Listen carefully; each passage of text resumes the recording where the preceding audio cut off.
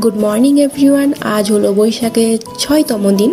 তো সকাল সকাল আমিও চলে গিয়েছিলাম আমার স্টুডেন্টকে পড়াতে, আর ও সেম ভাবনা নিয়ে উঠেছে পড়বো না। তো যাই হোক, অনেক বকাবকি করার পর ও আবার পড়তে বসে। ছোটোবেলায় সবাই একটু ওরকম দুষ্টুমি করে থাকে, আমরাও করেছি নিশ্চয়ই, ওগুলো বাবা মার কাছ থেকেই জানা যায়। যাই হোক, বাড়ি ফিরে এসে আমি আমার এই রিপোর্টগুলো দেখছিলাম, যদিও কিছু বুঝতে পারিনি, তাও একটু চোখ বোলানো। তারপর আমার মেকআপ রিলেটেড কিছু প্রোডাক্ট ছিল যেগুলো আমি লেখালেখি করছিলাম।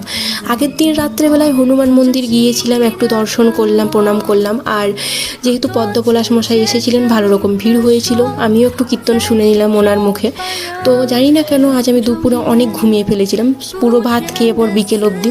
ইচ্ছে ছিল বিকেলে ফুচকো খেতে যাওয়ার, কিন্তু ফুচকো আসেনি। তাই দুঃখতে আমি এই শুকনো বিস্কুট চিবাচ্ছিলাম। বাবা গরম গরম জিলিপি ভাজা এনে দিয়েছিল ওই মেলার থেকে। তো এখনও মেলাটা আমাদের চলছে, তাই দুঃখে আমি এই জিলিপি ভাজাই খেলাম। So bye, subscribe.